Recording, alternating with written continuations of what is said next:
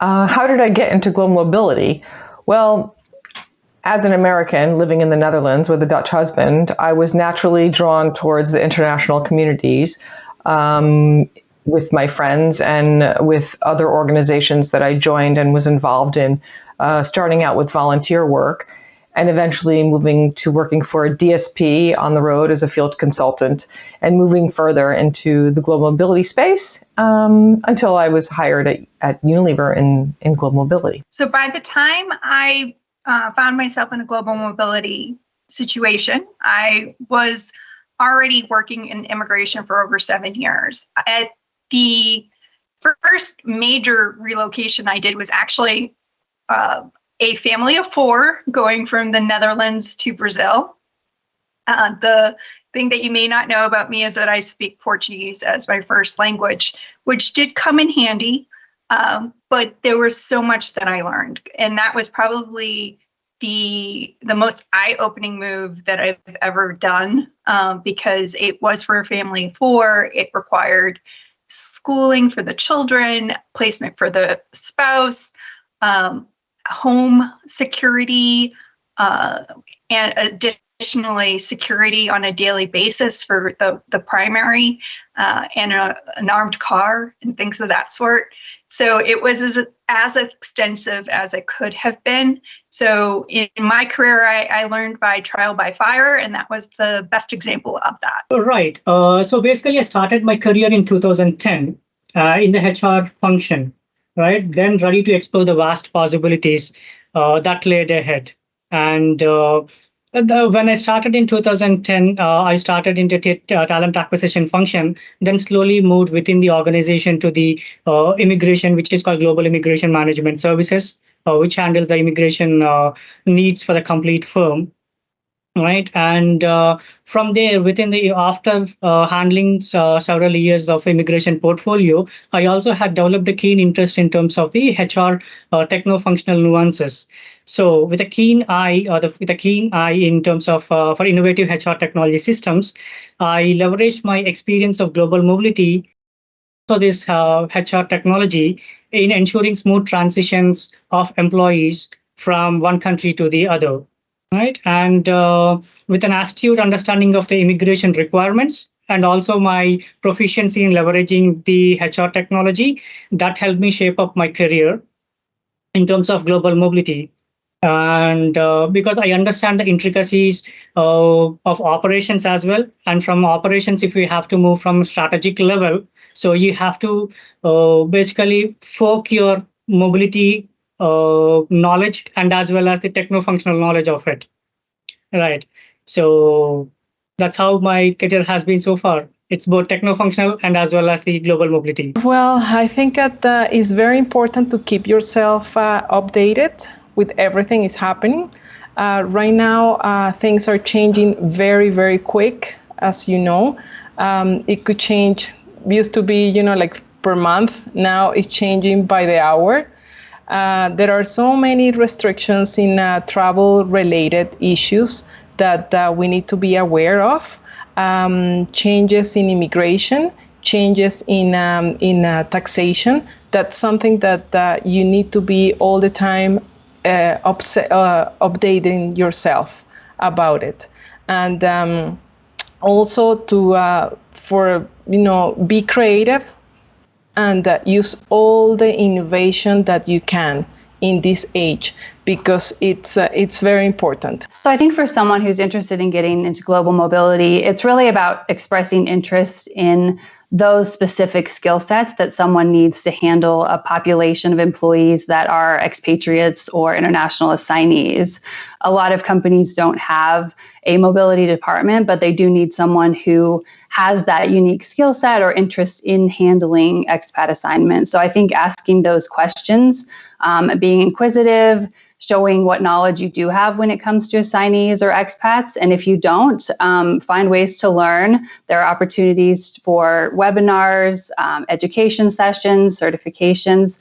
So really expanding that knowledge. I also think bringing to the table any personal travel experience that you have is really something that helps any mobility professional in their career because they have that understanding of what it takes, whether even if it's not living overseas, but how it all the different nuances of traveling and what goes along with. So my mobility story is kind of funny because before I graduated from university, I went to see this lady who was doing readings of coffees. In Turkey, it's a tradition.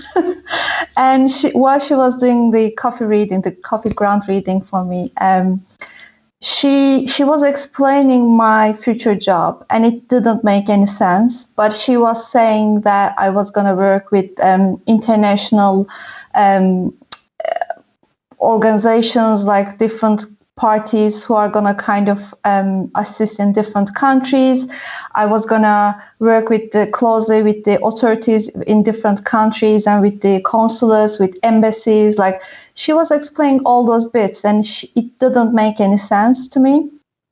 And then she was saying in the long term, I'm going to move to an island. Actually, I'm not going to, because in the start I was living in Turkey. And she said that, well, in the long term, you are not in Turkey, you will move to a big island. And at that time, it didn't make any sense.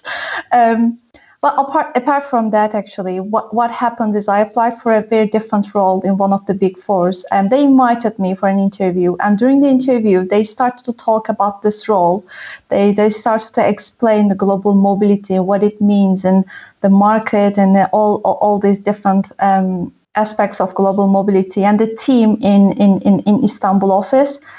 And funny enough, after I listened to them, I really kind of like the job description, and I found it very close to what I was looking for at that time. Like, I love reading. I want to work with different people all around the world. I want to learn more and more, and I want a job more dynamic. So at that time, after that interview, I was very eager to kind of receive the second call and everything. And then that's where my journey began actually. I started to work in one of the Big Four's global mobility teams on tax team. That's how the journey started. From not being in mobility to being in mobility, that jump probably happened about 5 years ago when I started working for a large international firm. There were a lot of cross-border movements. I was the United States or the North America point of contact. And so there were a lot of movements from mostly EMEA into the US and Canada. And so I really stepped into a global mobility, not just US immigration focused role at that time. So I had primarily the lead on US immigration, the US Green Card program, US international student program, but also managing the cross-border movements for folks into and outside of North America. Sure.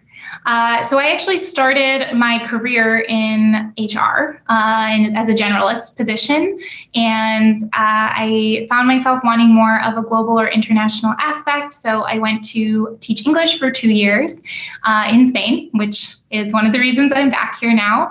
And when I returned, I was really looking for a position that could pair my HR background, because I loved working with people and I loved working in business, with a global or international mindset perspective.